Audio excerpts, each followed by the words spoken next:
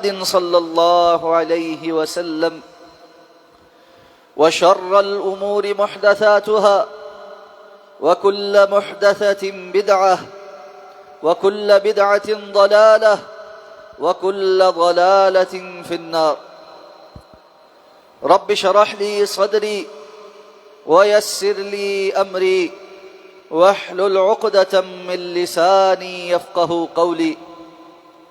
اللهم انفعنا بما علمتنا وعلمنا ما ينفعنا وزدنا علما. رب أعوذ بك من همزات الشياطين وأعوذ بك رب أن يحضرون. أما بعد، فأعوذ بالله من الشيطان الرجيم. بسم الله الرحمن الرحيم. ما أصاب من مصيبة في الأرض ولا في أنفسكم إلا في كتاب من قبل أن نبرأها إن ذلك على الله يسير لكي لا تأسوا على ما فاتكم ولا تفرحوا بما آتاكم والله لا يحب كل مختال فخور. الذين يبخلون ويأمرون الناس بالبخل ومن يتول فإن الله هو الغني الحميد.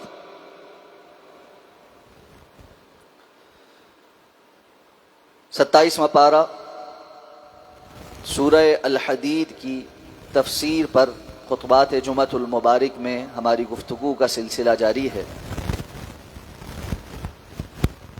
جو آیات بینات آپ کے سامنے تلاوت کی ہیں، انہی آیات سے متعلق کچھ گفتگو گزشتہ خطبہ میں ہو چکی ہے، اور اس کے ذیل میں چند ایک مسائل پر آج کے خطبہ میں انشاءاللہ بات ہوگی. اللہ تعالیٰ نے ارشاد فرمایا، زمین میں یا تمہاری اپنی جانوں میں کوئی بھی مصیبت لاحق نہیں ہوتی سوائے اس کے کہ اللہ نے اس کو پہلے سے ایک کتاب میں لکھ رکھا ہے قبل اس کے کہ وہ وقوع پذیر ہو. یقیناً اللہ کے لیے یہ بڑا آسان ہے، اور یہ اس لیے لِكَيْ لَا تَأْسَوْا عَلَى مَا فَاتَكُمْ، تاکہ جو چیز تم سے فوت ہو گئی، رہ گئی، اس پر تم انتہائی افسوس میں نہ پڑ جاؤ. وَلَا تَفْرَحُوا بِمَا آتَاكُمْ، اور نہ ہی جو کچھ تمہیں اس نے دیا ہے اس پر تم ایک حد سے زیادہ خوش ہو کر آپے سے باہر ہو جاؤ. وَاللَّهُ لَا يُحِبُّ كُلَّ مُخْتَالٍ فَخُورٍ، اور اللہ ہر شیخی خورے فخر میں مبتلا شخص کو پسند نہیں فرماتا.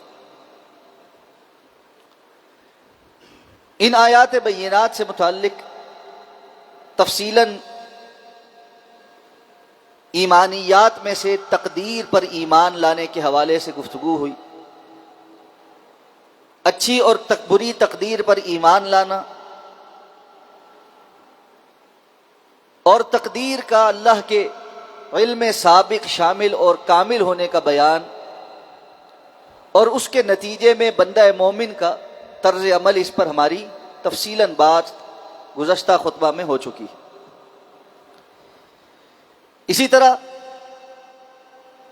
اس حوالے سے بھی گفتگو ہوئی تھی کہ ہر انسان فطری طور پر کسی چیز کے جانے پر، نقصان ہونے پر دکھ تو محسوس کرتا ہے، اور کسی چیز کے میسر آ جانے پر خوشی بھی محسوس کرتا ہے. جبکہ اللہ تعالیٰ نے اس آیہ مبارکہ میں ان باتوں سے منع فرمایا ہے. اور یہ بات بھی عرض کی تھی کہ دکھ اور تکلیف میں حد سے زیادہ اس کو اپنے اوپر طاری کر کے مایوس ہو جانا اصل معنی وہ ہے. دکھ تو ہوگا، تکلیف تو ہوگی، لیکن اللہ کی رضا میں راضی رہتے ہوئے اس پر صبر کرنا، زبان سے اللہ کی نافرمانی کے کلمات کو